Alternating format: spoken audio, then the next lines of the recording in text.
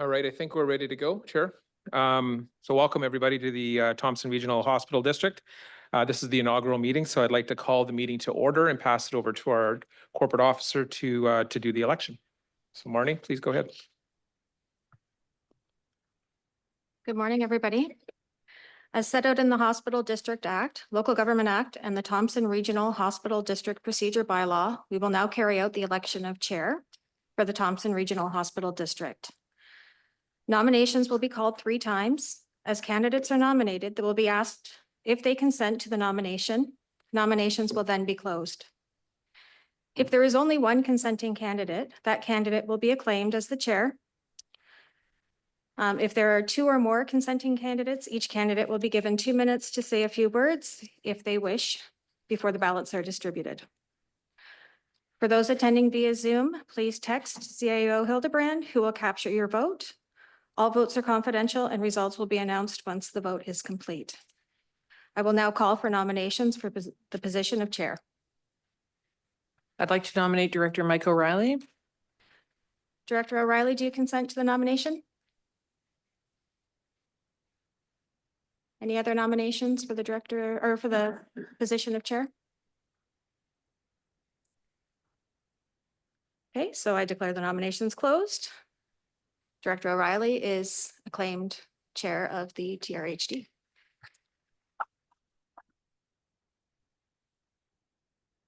We will now proceed with the election of acting chair. So once again, nominations will be called 3 times. As candidates are nominated, they will be asked if they consent to the nomination. Nominations will then be closed. If there's only one consenting candidate, the candidate will be acclaimed as acting chair. If there are 2 or more consenting candidates, each candidate will be given 2 minutes to say a few words, and if they wish, before the ballots are distributed. I will now call for nominations for the position of acting chair. Director Sal. I would like to nominate Director Blackwell. Director Blackwell, do you consent? I do. Are there any other nominations for the position of acting chair? I declare the nominations closed and Director Blackwell is acclaimed vice or acting chair.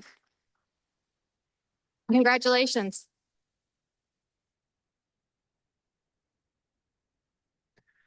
All right, good morning, everyone. I'd like to start with land acknowledgement. The TRHD acknowledges that we connect with many First Nation communities across our vast regional district, and today we are located on the Kamloops-Shwepnik territory, situated with the unceded ancestral lands of the Shwepnik Nation. The TRHD appreciates the partnerships that we have with the Kamloops-Shwepnik and respect the territory and land on which we gather today. We have already done the election of the chair.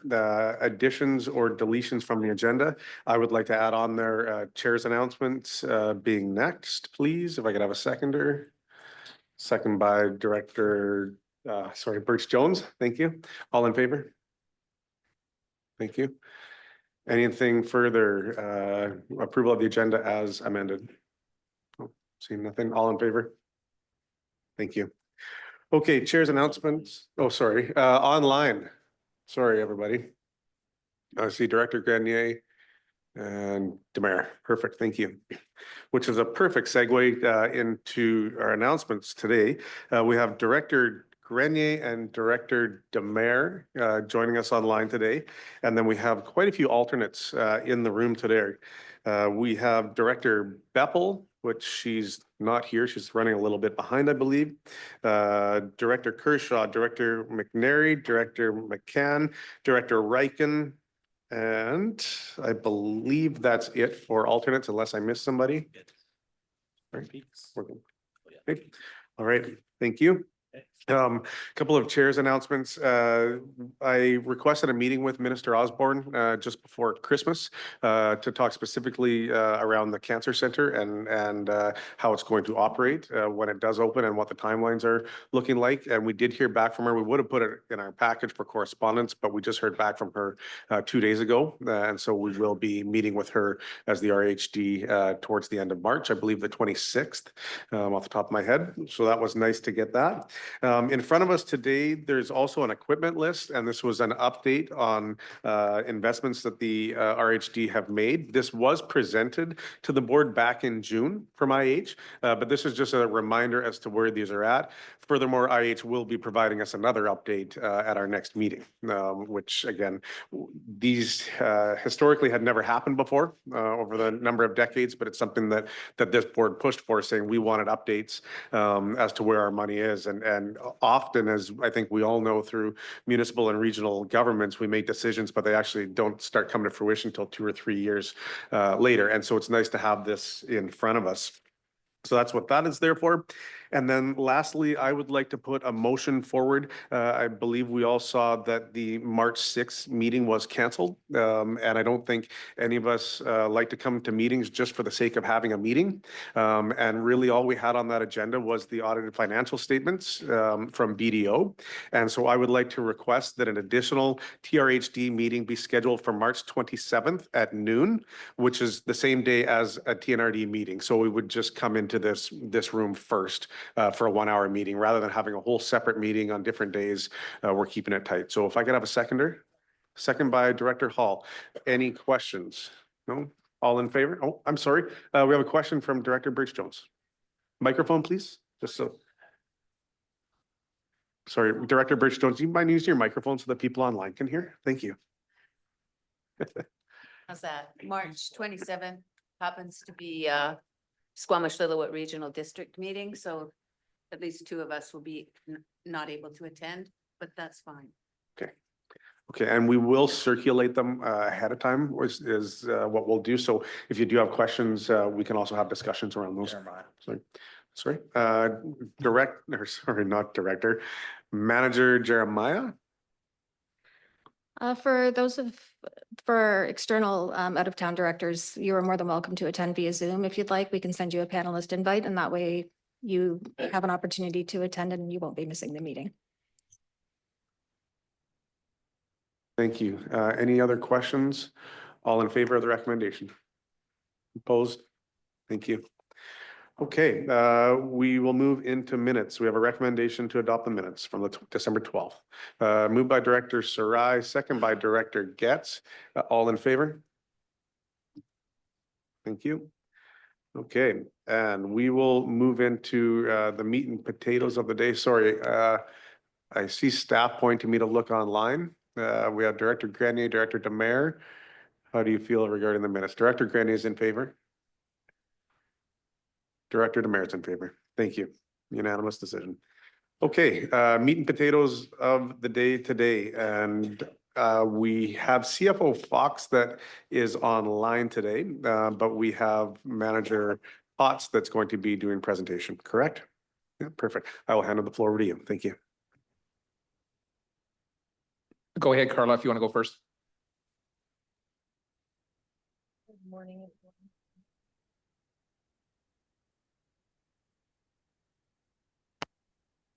Not hear me? We can now. Okay. Good morning. Sorry, I've had a flight change that made me not available to come into the office today, but Austin is well prepped. We have had some questions since the agenda went out to the board, with a few board members having questions, which we answered and tried to reply to all. Also, just in regards to the project status report, hence making sure that you guys got to re-review the status of all the projects. The overall budget itself for provisional only has changed in regards to year-to-date numbers, and Austin is well prepped and ready to bring you through that presentation. I'll be here in the background. It's a little bit noisy where I am, so I'll be in the background, but I'm pretty confident that Austin will be able to take you through everything and answer all your questions. And yeah, thank you.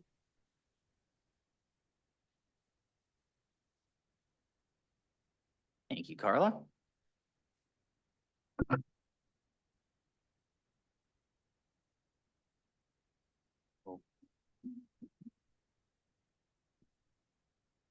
Yep.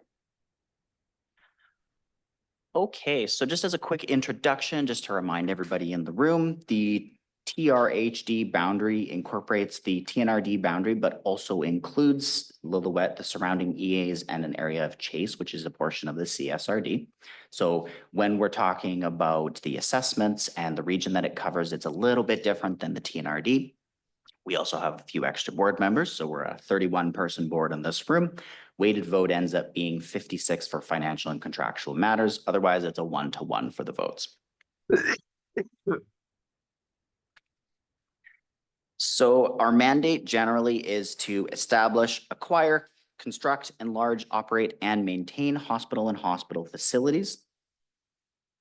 Our borrowing that we do all goes towards capital. 99% of what goes through the hospital district is these interior health capital projects. We get grant and aid for the establishment, acquisition, reconstruction, enlargement, operation, and maintenance of hospital and facilities. Currently, the board has decided that a 37% share in what IHA sends to us is a reasonable contribution. So that is in the bylaws that we have coming to you today. 37% is the portion that the TRHD is paying towards these projects. And this is for capital improvement projects and major capital and minor capital. This is the overall annual budget revenues just for 2025. There's a comparison here to 2024 that you can see, and you can see the actuals coming in. The biggest difference between the 2024 budget and the 2024 actuals here is the other revenue line. Historically, we have budgeted $100,000 for interest. With the growing hospital district reserve, as we're starting to make more regular contributions to that and build that reserve up to around a $20 million threshold, the interest revenue is coming in higher. We're going to increase, and you'll see that in the 2025 budget where we budgeted $800,000 of interest revenue. That is going to help quite a bit with what you'll see later, this plan to borrow slightly less towards the cancer care project. So that's the biggest major difference. And then you'll see also the 5% approved budget taxation increase coming in 2025 as well. That transfer from reserve that's there for $1.4 million. There's a transfer from reserve to directly match the amount that's going towards the cancer care project. So you'll see when we get to the next slide for the expenses, you'll see that cancer care, or the patient care tower, sorry, the 1.4 million directly matches that reserve draw. So on the expenditures side, everything is quite similar to what we expected from the budget. The only major difference is the difference in how IHA is requesting from us now the projects. They've given us this 5-year outlook, which is new requests that we've made to them and that they have happily obliged with. It helps us a lot with budgeting because it gives us a better idea of what's coming over the next 5 years. 2 lines in particular on here that have had questions about is this new IHA requests line. This is the lines that correspond with new requests for bylaws that we've received in the current year. So this $6.8 million corresponds with the major and minor capital requests that we received for this year. The reason that that number was slightly higher last year is because there was that catch-up period because IHA has a slightly different year end than us. And so once in a while, there's a slight timing difference and we got an extra request last year. The next line that there have been a couple questions about is this IHA carried forward line. You can see in 2024, our budget for that was 9 million. 2025, now we're at 15 million. This is an accumulated sum of all the capital that's been approved in previous years that hasn't yet been spent. So to clarify for that, we have not provided any money to IHA yet for that. We've taxed for it. When we get requests from IHA, that's when we pay them our 40 or 37%, depending on which bylaw it was under. As we continue to go through this, there's the financing flexibility and this temporary borrowing interest lines, the $900,000 and the $100,000. Together, that's $1 million.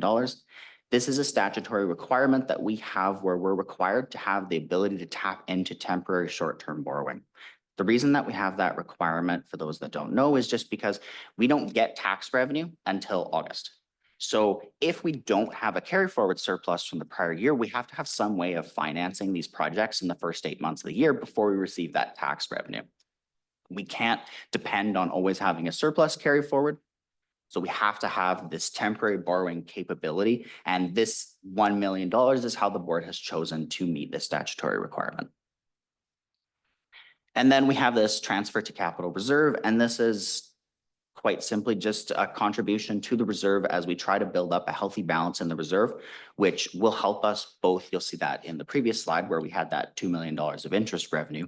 And it also helps as we know in the future there's going to be phase 3 or other large capital projects. It helps at that time when those projects come to have a bit of a reserve balance so we don't have to borrow all at once. And then at the bottom there, we just have that $90,000 budgeted. That's gone down from last year because we're not doing the cancer care advertising project.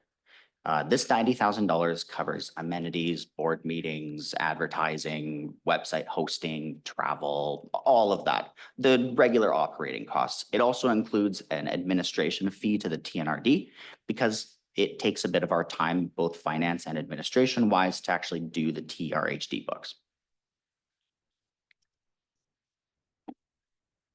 So this is what I alluded to earlier, where IHA is now providing us with this 5-year outlook.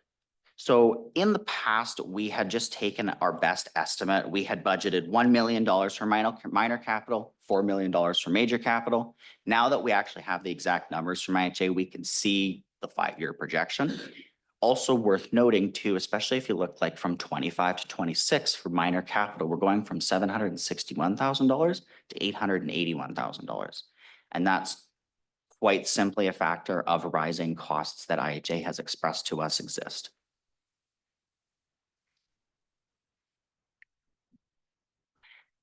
This is our operating reserve.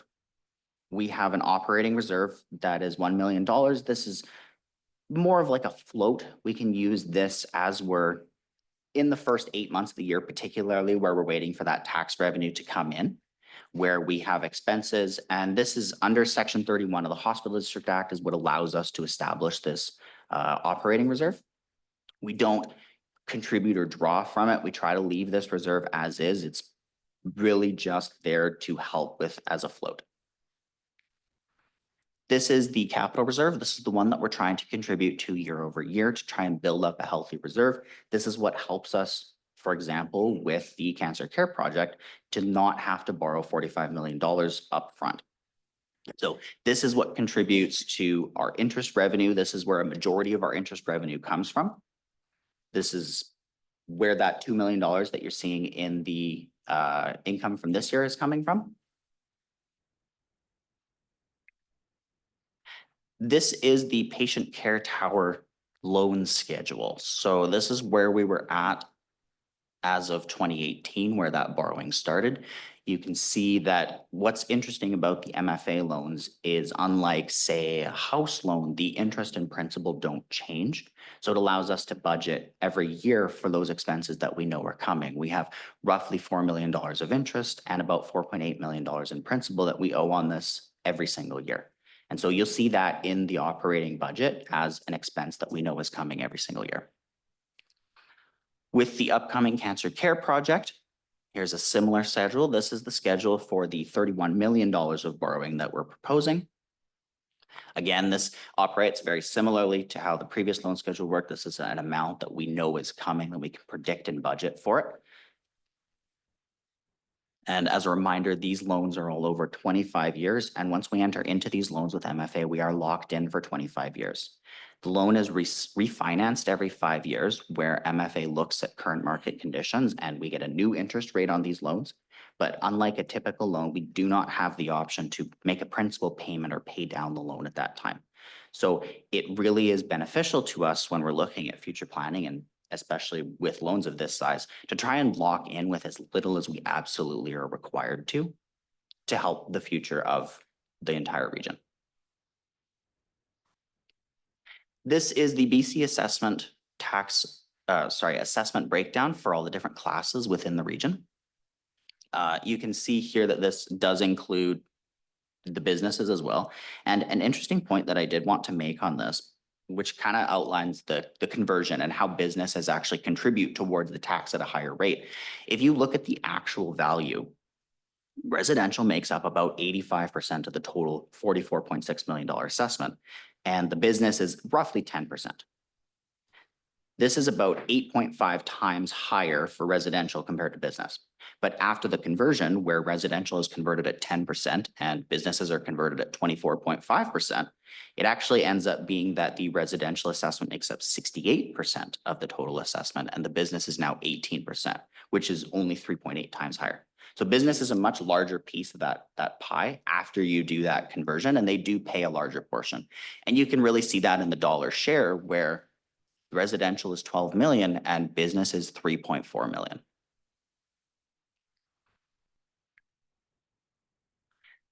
If we look at the total residential assessment, divide that by the number of occurrences, we get roughly an average household value in the region of about $680,000. At this tax rate, we're looking for about $218 per resident, per average resident. When compared with the assessment last year and the amount of requisition that we had last year, the increase is $10.34. So the average resident is going to be paying an extra $10.34 this year towards hospital district taxation. This is the breakdown of the assessment. This just shows you each of the regions that are included in that total from a couple of slides ago, just so you can see your specific region. If I was to just pick one randomly, let's say Merritt, you can see that Merritt, of the total assessment of that $6 billion at the bottom there, Merritt makes up 235 million, roughly 4% share. So the requisition that Merritt is paying is 715,000.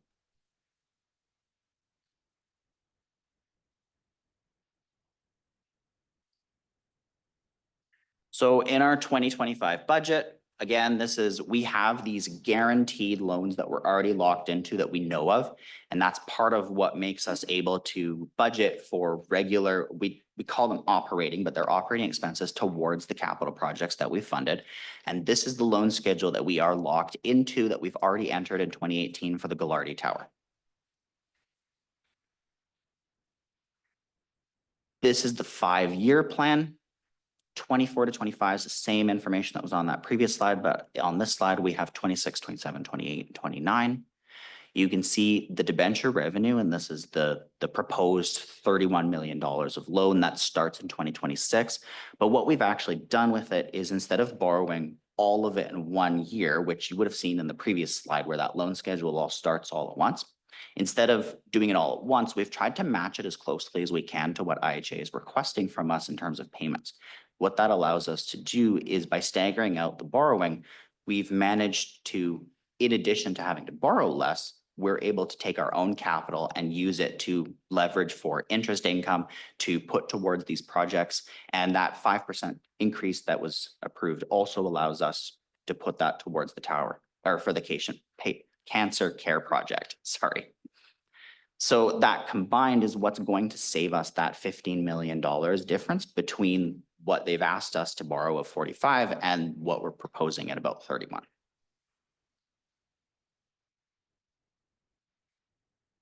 This is the 5-year expenditures. You can see the first 2 lines are the debenture debt for the principal and the interest. This is what I was mentioning earlier, where we know that the debt that we've already locked into has regular interest and principal payments, and you can see those budgeted there. 26, 27, and 28 is when those increase for that $31 million of borrowing. And then you can see it flatlines after that, which, if there was more borrowing at that time, then it would increase. The cancer care project is estimated based on information that we've been provided by Interior Health, that $1.2, $1.3 million from last year, that didn't get spent. There was no spending towards it. So the total request of 45 million is the sum of all the cancer care project items from 25 to 29. The Gallardi patient care tower is wrapping up soon. You can see it's staggered quite a lot and come down. It was about $6 million last year. The year before it was even higher, and that's tapering off in 26. You can see when that ends, there's no more expense for that. The new IHA request is based on, that's the information that IHA has given us for their projection of 5 years. When IHA gave us that request, they did clarify for us that they were quite certain of the year coming up, reasonably certain of the next 2 years after that, and not really super certain about the 2 years after that. So just to keep that in mind. The financing flexibility and the borrowing interest, We budget for that every single year, but just to clarify, because that was taxed for in the very first year when it would have occurred, it doesn't get re-taxed for every year. It will carry forward as a surplus on the income side. So we're not re-taxing $1 million every single year for that. It's just a one-time thing. The transfer to capital reserve is just what helps us to build up that reserve to help pay for some of these larger capital projects like phase 3 that we know is coming in the future. On the expenditure side, again, there's that $90,000 that I touched on. And thank you very much. Big shoes to fill, but I hope I did a decent job. And if anyone has any questions, let me know. Thank you. Director Thorpe. I've got a couple of questions. On the 5-year plan, I see nothing on there about the Lytton Healthcare rebuild. We're heading well into year 4 now, and there's nothing in the 5-year plan going forward. Have you heard anything from Interior Health about their plans for rebuild? Any information that we've heard, we've passed along, but we do have we do have a representative from Interior Health today who might be able to touch on that.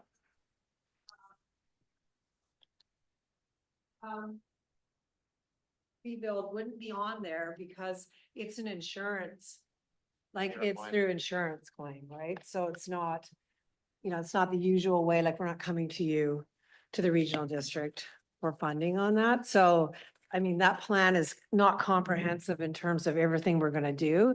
It's meant to capture the projects that we're gonna, that we're gonna cost share with the regional district.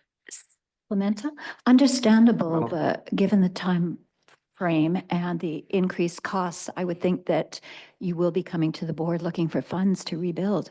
Insurance isn't going to cover it after, at least 5 years.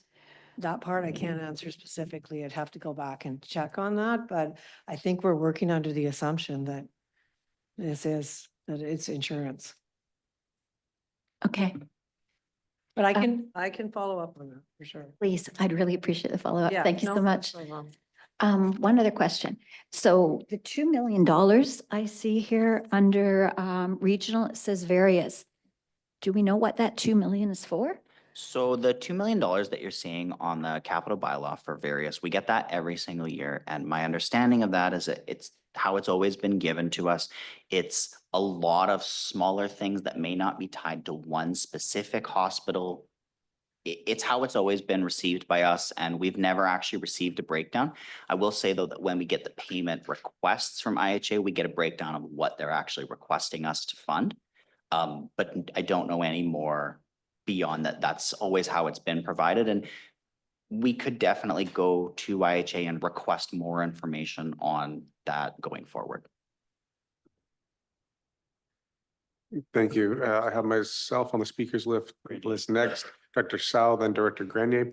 And the only thing I want to make comment to the entire board, and it's sometimes difficult for us to wrap our heads around, is we are a minority funding partner.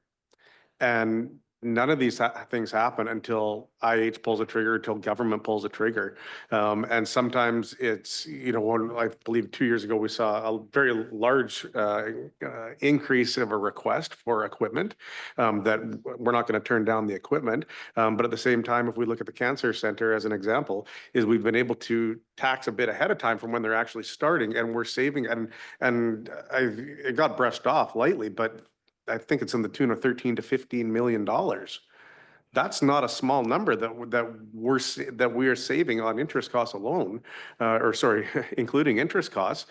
But that's kind of the game that we're in when we don't make these decisions. We support things, but it's when Interior Health is able to do it, and once government is able to do it, all we can do is plan the best we can with the information that we have. So I will hand it over to Director Sal.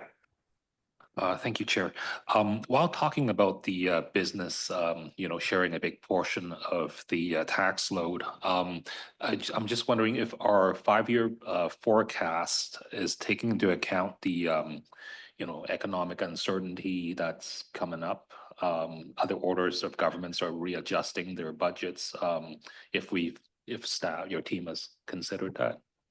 We try to look at all the information that's available to us and do our best to educate a guess, but we try not to rub the crystal ball too much, just because that never goes well.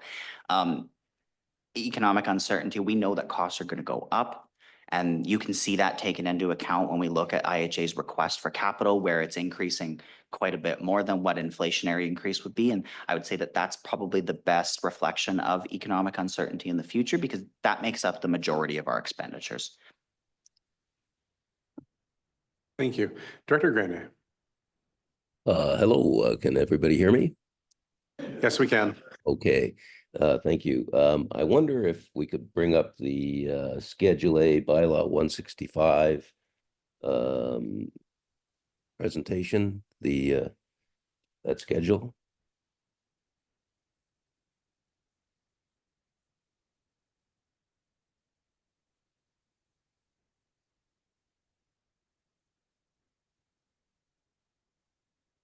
The Schedule A. I believe staff are looking for that right now. Thank you. And for the board members with a paper copy, it's page 20 on your agenda. Thank you. So, while we're waiting for that, we've had some explanation. Thank you, Austin and Carla, on the explanation of the carry forwards. And I note that we have a carry forward from 2024 of $15 million. That's our share. So really, that's $41 million of expenditures that we're anticipating, and that hasn't happened yet. And on top of that, we're now being asked to fund an additional $7.6 million. And in asking some of the questions with staff over the last few days, I understand that of that 15 million, a portion of that goes back to 2018, which is coming up to 7 years now. And I know that we track the dollars that we commit, but I'm not sure that we are tracking the projects that we're anticipating that we funded, that we've asked our taxpayers to fund. So I'm asking the question, should we, perhaps now that we're moving into a 5-year plan, perhaps we should have some kind of a timeline on when projects that are requested for funding by IHA are either completed or the funding doesn't carry on in perpetuity. It actually drops off. Obviously, we've collected the funds from our taxpayers for a project that didn't proceed. But I don't think that we should just carry on. And you can see now that the slide is up, this line item, it's halfway down the page, capital equipment IHA carry forward of 15 million. And that is really, if you look at the 2024 period, we had roughly $20 million of new requests and carry forwards, of which roughly 4.5 million was fulfilled. So if we're moving into a 5-year plan, I think it's prudent that we say, if you haven't completed the project or report back on the project within a certain time period, that somehow that number gets carved back. They can make a request in the future if they haven't been able, for whatever reason, to fulfill it, or if they haven't got provincial funding for it, or if they have to build a building for it. It just seems to me that that's something that we should tidy up moving forward into a 5-year plan. And I'd appreciate any comments from staff if they think that there's a way to handle that. Manager Potts? So for all of these bylaws that were already approved, in the approved bylaws, there was no time constraint in them or provision in these bylaws that said when a project had to be completed by.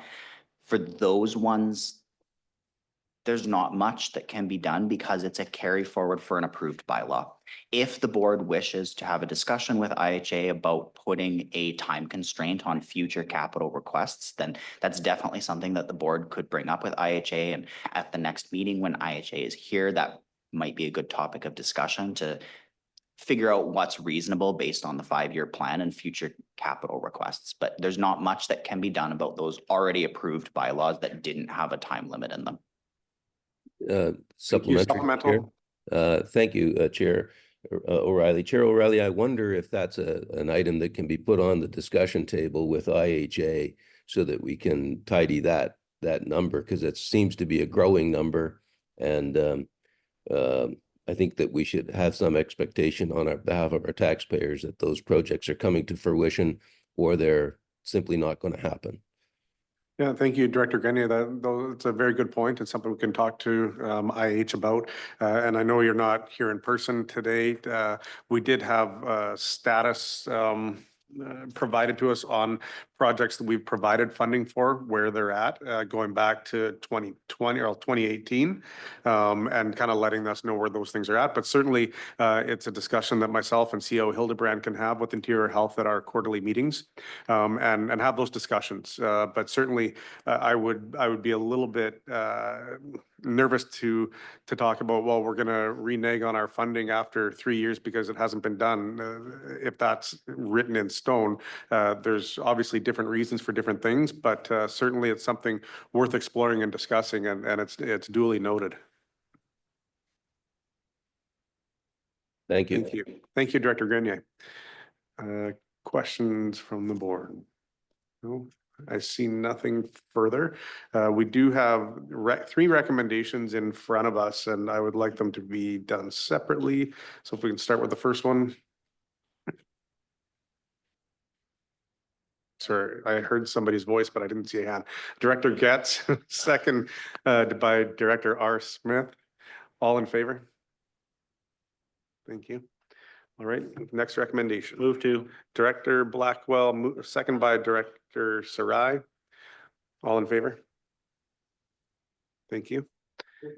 And moved by Director Hall, second by Director J. Smith. All in favor? Excellent, thank you. All right, thank you very much. And certainly it's sometimes difficult to, I have I have Corporate Officer Jeremiah that is pointing at me for something, which means I forgot something or missed something. And so I will hand the floor to her for a moment.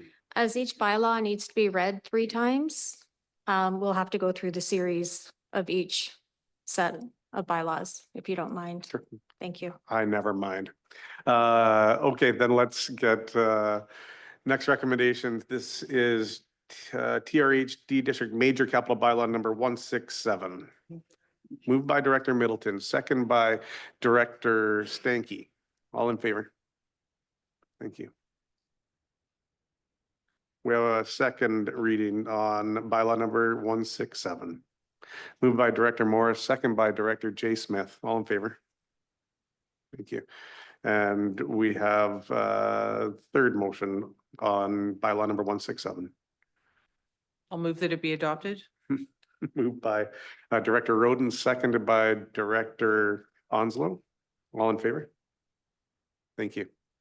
Okay, and we will move into the next set, and this is bylaw number 165. Moved by Director J. Smith, second by Director Hall. All in favor? Thank you. We have a second recommendation. Moved by Director Getz, second by Director Bass. Thank you. All in favor? Thank you. And we have adoption. Moved by Director Smith, second by Director Stanky. All in favor? Thank you. All right. So with that, really, again, where I was starting to say it's sometimes difficult in this when we are waiting for other levels of government being a minority funding partner. But what we've been able to do for our residents of the entire TRHD is to provide stable and predictable taxation.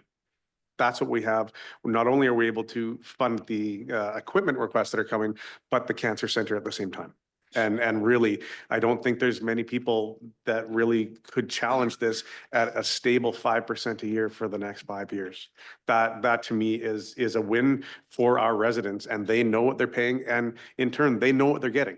We've been hearing loud and clear for a long time that they want a cancer center and they want parking at RIH, and that's what we provided today. So with that being said, we are on new business. Seeing nothing, we are adjourned.